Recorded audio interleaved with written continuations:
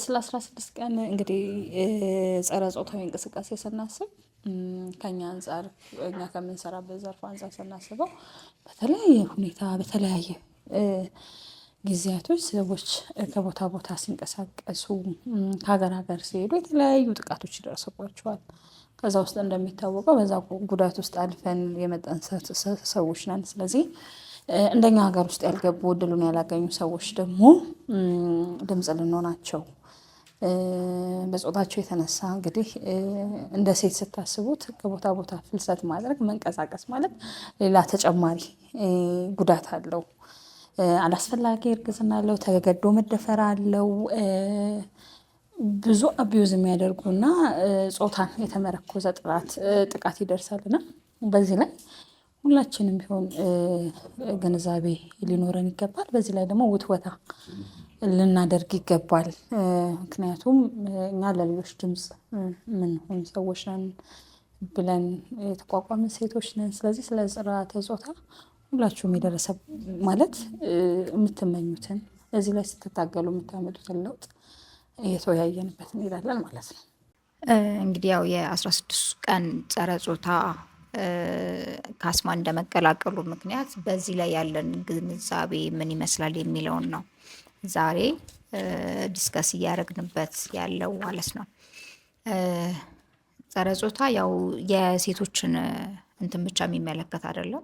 ወንዶችም የሚደርስባቸው ችግር አለ። ግን ስታፋችን ደግሞ ሙሉ ለሙሉ ሴቶች እንደመሆናችን መጠን እና ትልቁን ፐርሰንት የሚይዘው ደግሞ ሴቶች ላይ ጥቃቱ እንደመድረሱ መጠን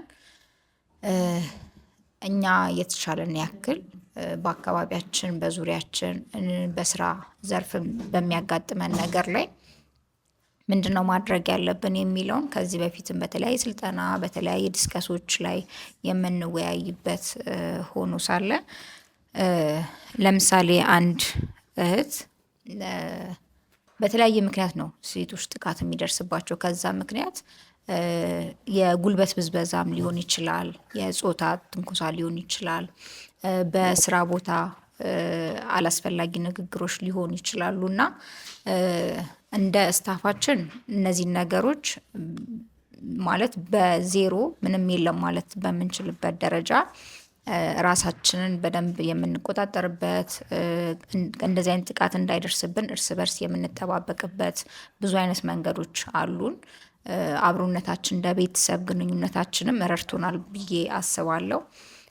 ግን ከኛ አልፎ ለሌሎችም መቆም ስላለብን ሌሎችን እንዴት ነው የምንታደጋቸው የሚለው ነገር ያው የተለያየ ስልጠናዎች በምንሰጥበት ጊዜ አያይዘን ራሳቸውን እንዴት መከላከል እንዳለባቸው፣ እንደዚህ አይነት ትንኮሳዎች እንዳይደርስባቸው ምን ማድረግ አለባቸው፣ ቢደርስባቸውስ ቀድመው ማንን ነው ማማከር ያለባቸው የሚለውን ነገር ከራሳችን አልፈን ሌሎችን ያስተማርንበት መንገድ አለ።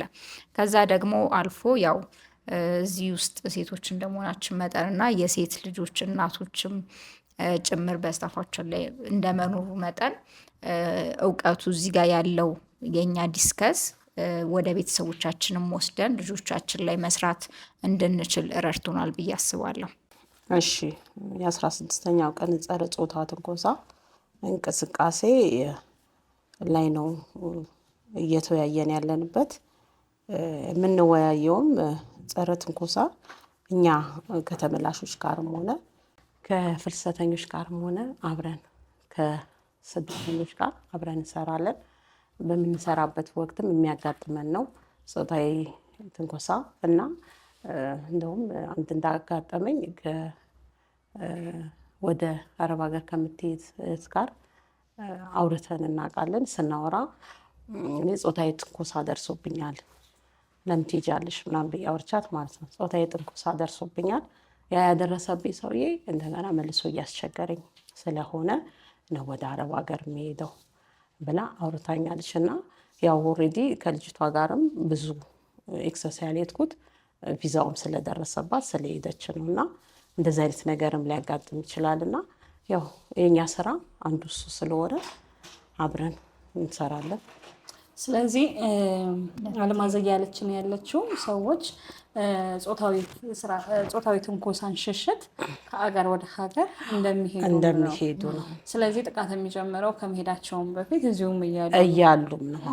እስፔሻሊ ደግሞ ሰው ቤት ያሉ ሴቶች ወደ ውጭ ሀገር የስራ ስምሪት ሊሰማሩ ሲሉ በብዛት የሚያነሱት ነገር በአሰሪዎቻቸው ልጆች እንደዚህ የጾታዊ ጥቃት እንደሚደርስባቸው እና እሱን ሽሽትም ከሀገር ሀገር እንደሚሄዱ ነው። ከሀገር ሀገር የሚሄዱትም አንድ እሱና ሁለተኛ ነገር እኔ እንደውም ብዙ ጊዜ ወደ ሳሪስ ሲሄድ ብዙ ጊዜ እኔ ቢጤ የማየው ነፍሰ ጡርና ልጅ የያዘች ናት። እኔ በጣም ይገርመኛል።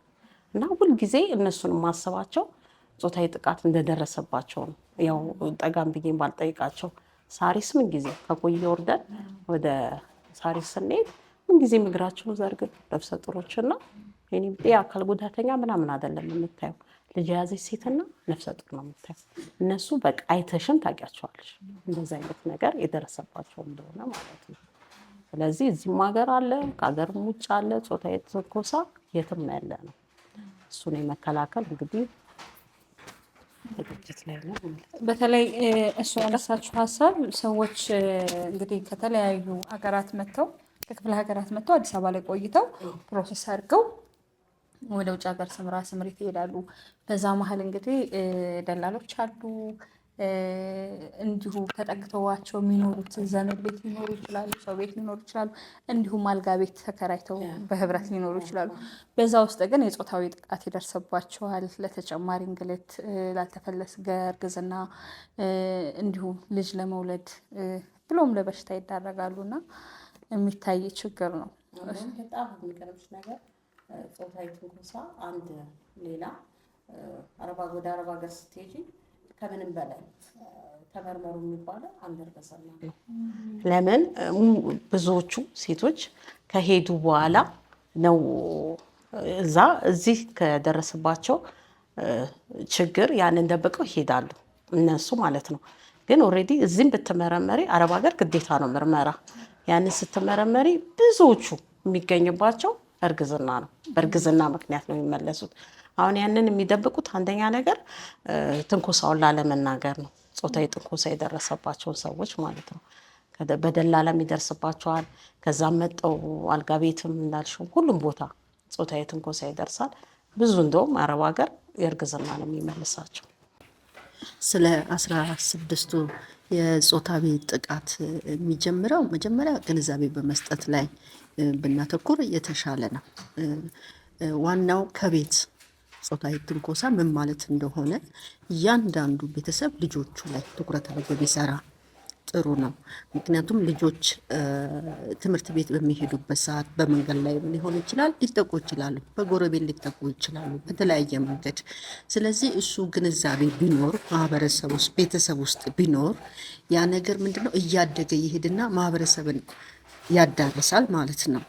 እንዲሁም ደግሞ ቅድም አልማዝ ስትል ነበር ብዙ ጊዜ ከክፍለ ሀገር የሚመጡ ሴት እህቶቻችን በቤት ሰራተኝነት ይቀጠራሉ ወደ ውጭ ሀገር ለመሄድ። በዛን ሰዓት የሚደርስባቸው ጾታዊ ጥቃት ላይናገሩት ይችላሉ እንጂ በብዙ መንገድ ይደርስባቸዋል፣ እኛም ስለምንሰማ ማለት ነው። ያንን ግን መከላከል የሚቻለው መጀመሪያ ግንዛቤ በመፍጠር ጾታዊ ጥቃት ምንድን ነው፣ ጉዳቱ ከደረሰ በኋላ ብቻ ሳይሆን ጉዳቱ ከመድረሱ በፊት አብረን ብንከላከል የተሻለ ነው። ሰውን ከማዳን አንጻር ሴቶች ብቻ አይደሉም የሚጠቁት፣ ህፃናቶች ይጠቃሉ። በጣም ለአካል ብቃት ያልደረሱ ህፃናቶች የሚደፈሩበት በቤተሰቦቻቸው በወንድም በአባት የሚደፈሩበት ጊዜ ላይ የደረስ ነው እና ያ ግንዛቤ ቢኖር ግን የተሻለ ለውጥ ይመጣል ብዬ አስባለሁ እንደኔ። በተለይ አንቺ ካነሳሽው ሀሳብ ላይ በጣም የወደድኩት ልጆቻችን ማህበረሰብ ውስጥ ነው ያሉት። ማህበረሰብ ውስጥ ደግሞ በተለይ የደረሱ ሴት ልጆች ለከፋ በሚመስል በቃላት በጣም አቢዩዝ የሚደረጉበት በሰውነታቸው፣ በአቋማቸው፣ በአረማመዳቸው ቀላል የሚመስል ግን በደንብ አድርጎ ሴቶችን በደንብ የሚያጠቃ ነገር ነው እና ማህበረሰቡ ከቤቱ፣ ከጎረቤቱ፣ ከአካባቢው ጀምሮ ያንን ጥቃት መቃወም አለበት። ስለዚህ እሱን በደንብ ማንሳት እንችላለን። ምክንያቱም አንድም ማህበረሰቡ ሰለጠነ አደገ፣ ይሄ ማህበረሰብ ከለላ ይሰጣል ብለን የምናስበው እንዲህ አይነት ሁኔታ ላይ መቃወም ሲችል፣ አንዲት ሴት በተክለ ሰውነቷ ምቾት ስትነሳ፣ በቃላት እንድትጎዳ ሲደረግ፣ ወይም ደግሞ ከትምህርቷ አልፋ ደርሻለሁ እንደዚህ አይነት ነገር ብላ ስነ ልቦናዋ እንዲያስብ የሚያደርገው እዛው ማህበረሰብ ውስጥ ያለ ነው። ስለዚህ ማህበረሰቡ ግንዛቤ ካገኘ እዚህ ላይ ንቅናቄ ከተሰራ ለውጥ ይመጣል ብዬ አስባለሁ። ስለዚህ ጥሩ ሀሳብ ነው ያነሳሽው። እንደ ተመላሽ እንደ ካስማ ተመላሽ ይህን ጥቃት እኛንም ይመለከታል። እንዲሁም ደግሞ ትንሽ ግንዛቤ ይሰጥ ብዬ የምናስበው ደላላ ቤቶች ላይ ሰራተኝነት ለማስቀጠር ከክፍለ ሀገር ይመጣሉ። እነዚህ ልጆች ማደሪያ የላቸውም። እነዚህ ልጆች ላይ ጥቃት ይደርሳል። ያለ ፍላጎታቸው ግንኙነት እንዲያደርጉ ይገደዳሉ።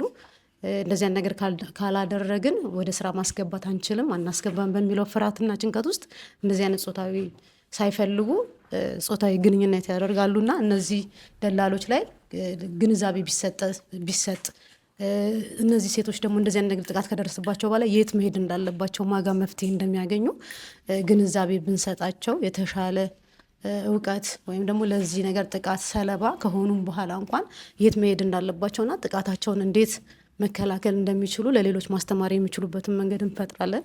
በዚህ ላይ ግንዛቤ ቢሰጥ የተሻለ እንሰራለን ብዬ አስባለሁ። እንደ ተመላሽ እንግዲህ አገር ውስጥ እንደሚሰራ ድርጅት ዜጎች እንግዲህ ከቦታ ቦታ መንቀሳቀስ መብት ነው ብለን እናስባለን። ደህንነቱ የተጠበቀ ፍሰት ማድረግ ደግሞ እጅግ በጣም ተመራጭ ነው።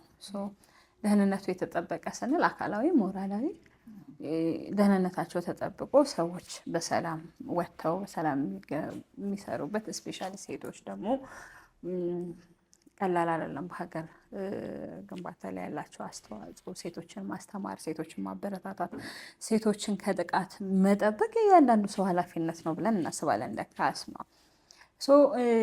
እንግዲህ ስለ ስርዓተ ጾታ ጥቃት ስናስብ አንዳንዱ ነገር እኛን የመሰለና የተማሩ የተሻሉ በራሳቸው የሚኮሩ ነፃ የሆነ አካባቢ መፍጠር ያስፈልጋል ብዬ አስባለሁ። ሌላው ደግሞ ሰዎች ጥቃት ከደረሰባቸው በኋላ ድምፅ መሆን ነው። ጥቃት አድራሲዎች አንዳንዴ ዘር ውስጥ ይደበቃሉ፣ አንዳንድ ሃይማኖት ውስጥ ይደበቃሉ፣ አንዳንዴ ደግሞ የሆነ ሽምግልና ውስጥ ይደበቃሉ። ስለዚህ ያንን ሰብሮ መውጣትና ወንጀለኛውን ትክክለኛ ፍርድ እንዲያገኝ ማድረግ ምንም ማንደራደርበት ድምፅ የምንሆንበት፣ በዚህ ላይ ትልቅ አስተዋጽኦ እንዲደረግ በመንግስትም በህግ አካላትም ከፍተኛ እርምጃ እንዲወሰድ፣ ጥቃት ተፈጽሞ ከተገኘ ያንን ማውገዝ፣ ያንን እዛ ነገር ላይ ድምፅ አለምንም ማፈር አለምንም መሸማቀቅ ድምፃችንን ማሰማት አለብን ብዬ አስባለሁ። ሌላው ደግሞ እንግዲህ ብዙ ጊዜ የማናስተውለው አንቺን እህቴን ለማገዝ ብሎ እኔን የሚያጠቃ ከሆነ ያንን መቃወም መቻል አለብን። ምክንያቱም እኔ አንድ ምን ገጠመኝ መሰላችሁ? ትራንስፖርት ላይ ስገባ ትንሽ ጠጋ በሉ ላይ ልቀመጥ ስል አይ ምናምን አሉኝ። እንደምንም ብቻ ተከራከረ ተቀመጥኩኝና አንዱ ከዛ ጋር ተነስቶ ምናልባት ልጅቷን ያውቃታል አጣበብሻት ምናምን ብሎ እኔን በጣም እንትን አለ። ልጅቷ ደስታ ተሰማት ነው እኔን ሲያጠቃኝ እሷን እየደገፋት እንዳልሆነ ማሰብ መቻል አለበት። ይሄ ቀላል ምሳሌ ሊሆን ይችላል። ነገር ግን የሌላው ጥቃት የኔ ጥቃት ነው። እኔንም ደግፎ ቢሆን ያ ሰው እያገዘኝ ያለው፣ ነገር ግን ይሄ መጠቃት የኔ መጠቃት ነው። ነገ በሌላ መንገድ በሌላ መልኩ እኔ የኔ ልጆች፣ የኔ ጎረቤቶች፣ የኔ እህቶች፣ የኔ ማህበረሰብ ይጠቃል። ስለዚህ እንደ ሴት ደግሞ ስናስበው የኛ የምንለው ማህበረሰብ አለ።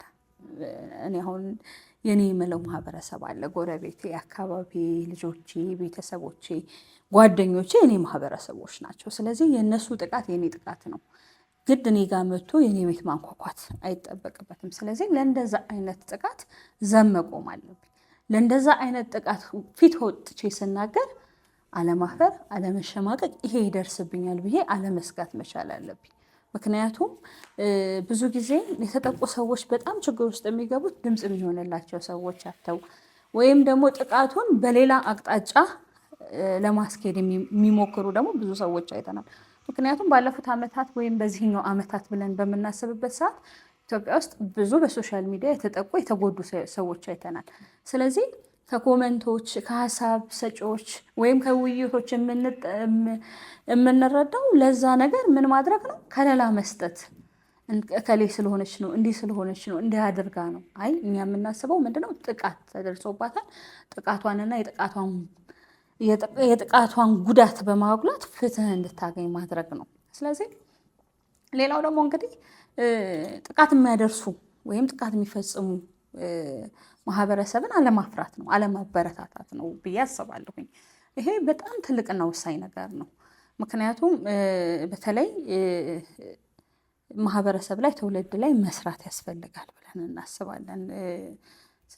ሃይማኖትን ከለላ አድርጎ ወይ ዘርን ወይ የሆነ ነገር ወይ ፖለቲካን ከለላ አድርጎ ሰዎችን ማጥቃት የተደረሰን ጥቃት ደግሞ ለማጣጣልና አቅጣጫ ለማስቀየር የሚደረግንም ጥረት መቃወም፣ ድምፅ መሆን ያስፈልጋል ማለት ነው። ነፃ የሆነ ማህበረሰብ ስንፈጥር ልጆቻችን የሚማሩበት አሁን ካለንበት የተሻለ እድሎች የሚኖሩበትን ነገር እናሰፍናለን ብዬ አስባለሁ። እና እንግዲህ እንደ ካስማ 16 ቀን ይሄ 16 ቀን እንቅስቃሴ በተለያየ መልኩ እናከብራለን። አንዱ እንደዚህ ቁጭ ብለን እንደ ስታፍ የምንወያይበት የምንነጋገርበት ነው። ሌላው እንግዲህ ደግሞ በየገጻችን በየፔጃችን ይህንን ጥቃት በመቃወም በደንብ አድቮኬሲ የምንሰራበት ነው። ሌላው እንግዲህ ከዚህ በተጨማሪ ጥቃት የደረሰባቸውን እህቶቻችንን የት መሄድ እንዳለባቸው፣ ምን አይነት እርዳታና ምን አይነት እገዛ እንደሚያገኙ አቅጣጫ የምንጠቁምበት ነው። እነሱም ጋር ሄደን ደግሞ ጊዜ ይኖረናል። 16 ቀኑ ውስጥ የተለያዩ ድርጅቶች ምን እየሰሩ ነው የሚለው እኛን የሚጋብዙን፣ እኛም ሄደን ከእነሱ ጋር እናከብራለን። እና በዚህ ላይ ሀሳብ ካላችሁ ሁላችንም ሀሳባችንን ጨምረን እንጨርስ ማለት ነው። እኔ አንድ የማውቀው ጎረቤት ጾታዊ ጥቃት አድርሶባታል። ሌላው ይቅር HIV አስይዟታል። ልጅቷ ትንሽም ስለነበረች ሞተች። ግን በጣም የሚገርመው ነገር የተፈረደበት ፍርድና ከዛ በኋላ ወጥቷል። ያ ሰውዬ ወጥቶ እንደፈለገ በአሁኑ ሰዓት የሚንቀሳቀስ ነው እና ህጉ ላይ አሁን ትንሽ ይሻላል ብዬ ነው እኔ የማስበው። እሷ ያስጋት እንዲኖርባት ሁሌ ያፍራት እንዲኖርባት የሚያደርግ ነበር። ስለዚህ ኦልሬዲ ማህበረሰብ መገንባት ካሰብን በተለይ ነፃ የሆነ ዓለም ነፃ የሆኑ ልጆች እንዲያድጉልን ከፈለግን ከቤታችን መጀመር አለብን። አካባቢያችን ላይ ከለከፋዎች፣ ከቃላት አሰነዛዘሮች መለወጥ መቻል አለብን። አንድ ሴት ስትጠቃ በቃላትም ሆነ በአካላዊ ጥቃት ስትጠቃ ጠጋ ብለን ይሄ ነገር ልክ አይደለም ብለን ማለት መቃወም ያስፈልጋል ብዬ አስባለሁኝ። ነፃ የሆነች ዓለም፣ ነፃ የሆነ ሀገር፣ ነፃ የሆነ አካባቢ፣ ነፃ የሆነ ቤተሰብ ለሴት እህቶቻችን እንዲሆን እንመኛለን። ስለነበረን ጊዜ ጥሩ ነው።